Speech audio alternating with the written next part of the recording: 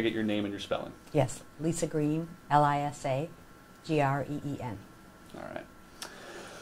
All right, Lisa. So just to start off, what was announced today? I announced my decision that the office would not be retrying Vicente Benavides for the death of Consuelo Verdugo, and the decision was primarily based on, like every decision we make in the office when we don't file, that I don't feel we could convince a jury beyond a reasonable doubt of his guilt of second-degree murder. We would be required to actually change our theory of the case if we were to go forward and rely on different evidence than we relied on at the trial back in 1993. Yeah, I noticed that in the release you discussed both first degree and second degree. Why was the idea of trying second degree, why was that brought up? Well, essentially the opinion left us with no other choice. Given the issues with the doctors who, not only their opinions but testimony back in 1993 and the pathologist in 1991, the Supreme Court basically said that it was false evidence, and the theory of first-degree murder was based on that false evidence. There was no sexual assault whatsoever.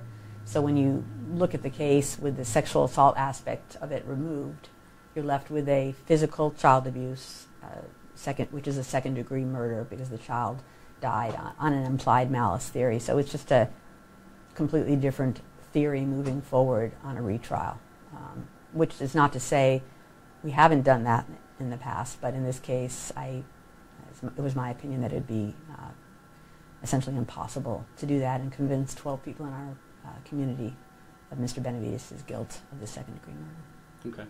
And you kind of mentioned it there already, but just to make sure we have it right, what is the reasoning that you could not retry this? Because of that evidence, or why exactly? Well, every criminal case requires us to go forward, to present the evidence, and to convince a jury beyond a reasonable doubt. And in this particular case, to go forward on a physical child abuse, the child died from blunt force trauma, would require us to hire a new pathologist.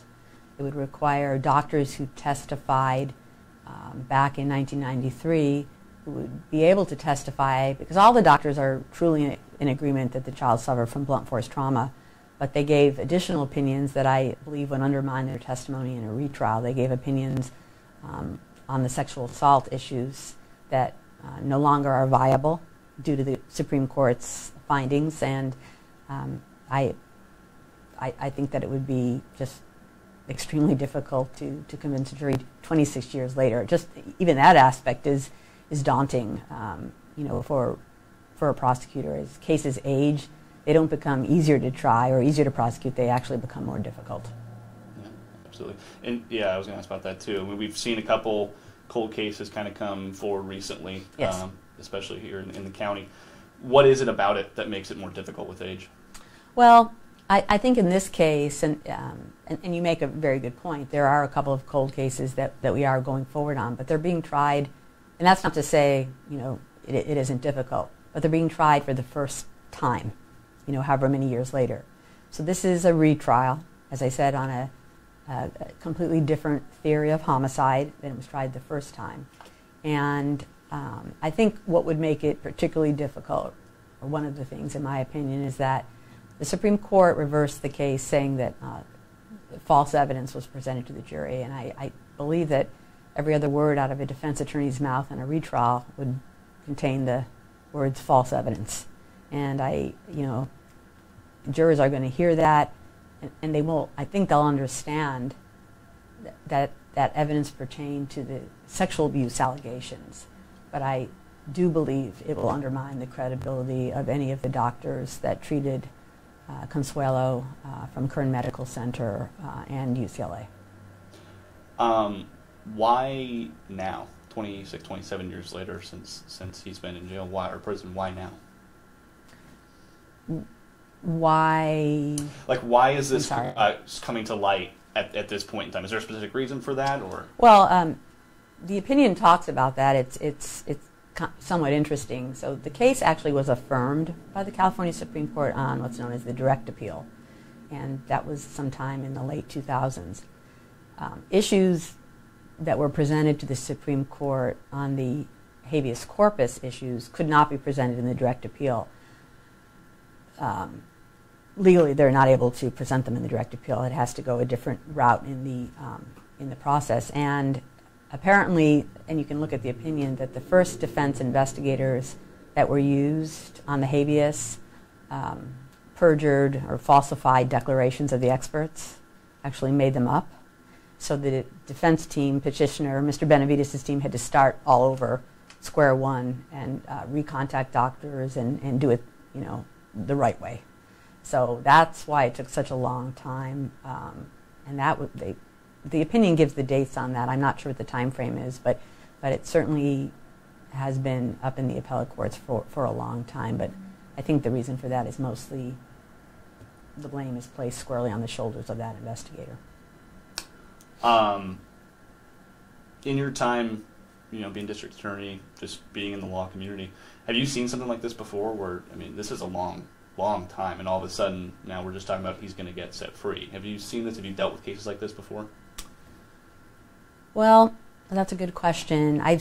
There was a time, I've been here a long time, so in the late 80s, or in the 80s when the Rosebird Court was reversing death penalty cases right and left. And then it would be up to the DA in each county to decide whether to retry them. And that's one of the reasons she and the other justices were recalled, because they seemed to have a bias against the death penalty. I myself retried a death penalty case that was reversed completely. That is, not just the special circumstances, but the entire case. And that case was I didn't try it the first time. Another attorney did. But when I retried it, it was probably about 10 to 12 years since the conviction. So 26 years is a very long time, and unfortunately that does not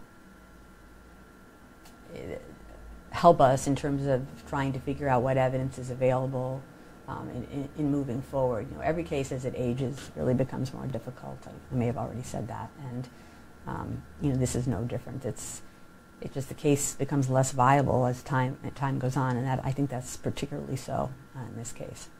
You mentioned too, a question ago, there was the person who, was it falsified testimony?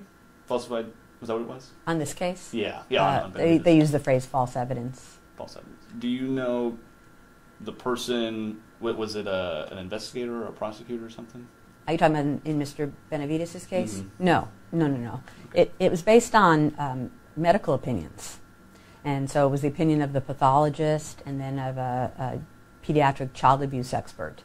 And it was, at the time, I believe they believed, what their conclusions were, and then the prosecution went forward based on the doctor's medical opinions.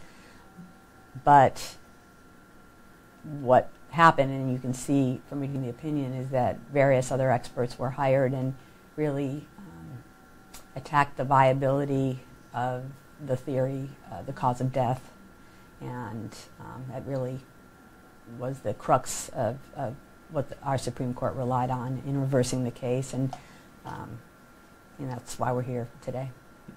So it's not anything that originally was maliciously falsified. This was stuff that they actually believed at the time. Yeah, that's right. That's right. Okay. So it's not a dishonesty or a truthfulness issue. It's just a theory that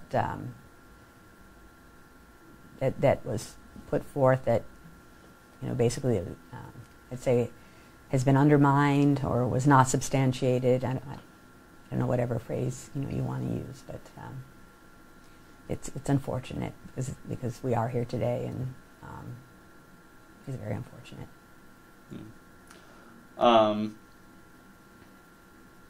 What happens now? You mentioned in the release that was sent out that he will be released once he's returned to out of custody, once he's returned to Kern County. That's right. What is the timetable for that, and what does that mean exactly? I don't know the exact timetable.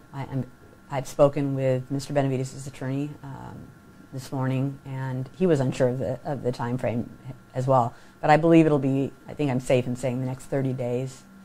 It's just a question of who does the transportation and what needs to be accomplished. But if that falls on my office to do that, then we will do that immediately.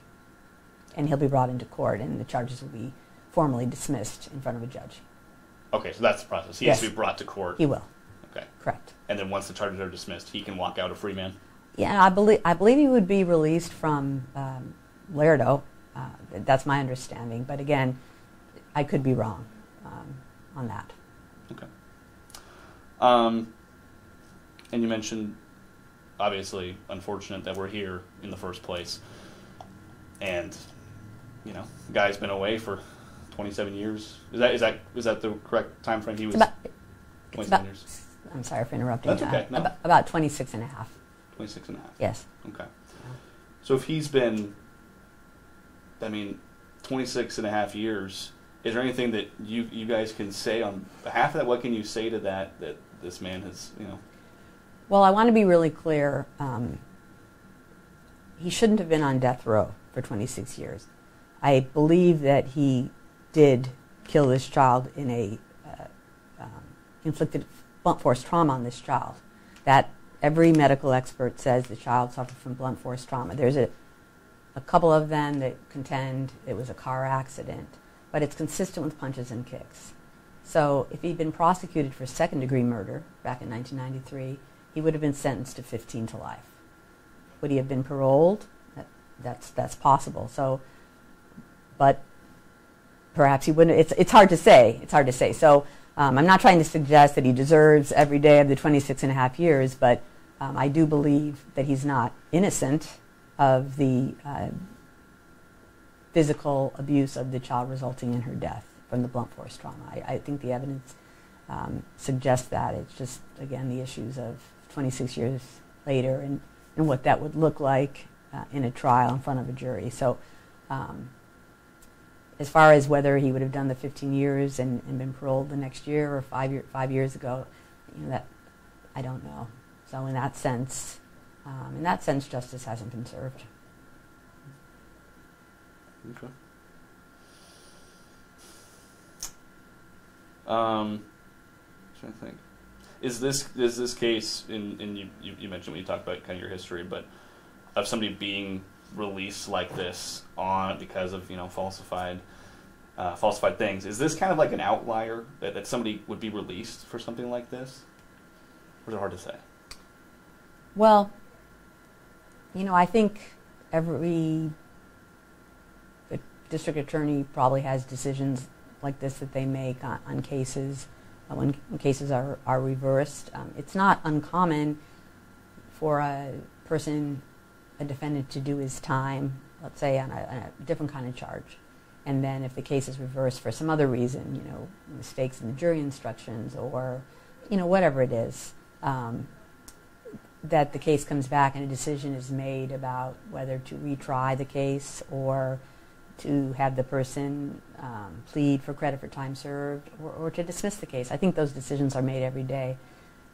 I think what makes this somewhat unusual is just the length of time that he has served and the reasons for the case being overturned. So it's I certainly haven't had to make a decision like this in the last 7.5 years.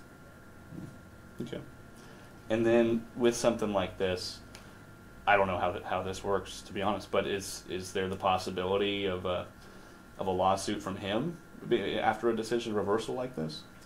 I think there's that possibility. So I want to be clear that, and I think I have been clear that our decision to dismiss based on our inability to convince a jury beyond a reasonable doubt is not. What I'm not saying is that he's factually innocent. I think I've said that already. So if he seeks a finding of factual innocence, then it would be either the Attorney General's office or my office.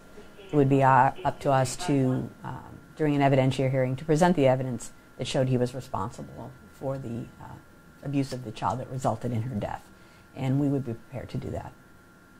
Okay. Got it. Did you have any questions? I have one question. Mm-hmm. I know you said you spoke to Mr. Benavides' attorney. I did. Do you know what his sentiment is? We sent this sentiment? I don't know what Mr. Benavides. I mean, I'm sure he's relieved. I know the attorney was very relieved. I think he said to me this was the first case of this nature that he had handled. So I think it was hard for me to say if he was surprised at my decision or, but I know that he was very happy, and I'm sure that his first call was going to be to Mr. Benavides. And you already touched on it, but just to be clear, District Attorney's Office, this isn't something that you guys, I don't know what the term is, but feel bad about, right? I mean, this is something you guys believe, you guys will stand by that, the idea that he is guilty for part or for the injuries. I don't necessarily agree with your saying that we don't feel bad about it.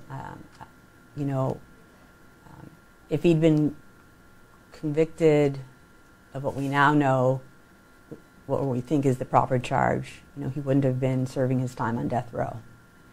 So, you know, I have a responsibility, and prosecutors have a responsibility, not only to victims of crime, that's what most people immediately go to, but we also have a responsibility to do justice, and that's justice to defendants as well, to people who are charged with crimes. And so I don't feel good about this. This is actually extremely troubling to me. And the one thing that I'm going to, lesson I've learned or the takeaway from this will be, even though the staff relied on the opinions and medical evidence, I view this as a training issue for my attorneys, that, you know, we're not doctors and we don't have that medical background, but we certainly can look at a case and question, you know, that this happened in the way that that the doctors are telling us it happened. We can look at that. We can do some investigation. It's never been an easier time to do that with the internet nowadays. So I do view this as a training issue, and I do intend to pursue that with the attorneys in this office so that something like this will never happen again here in Kern County or anywhere, I would hope. Anything else? Is there anything else that we left out that you want to add? Anything on it? No, I don't think so. Thank you. Thank you.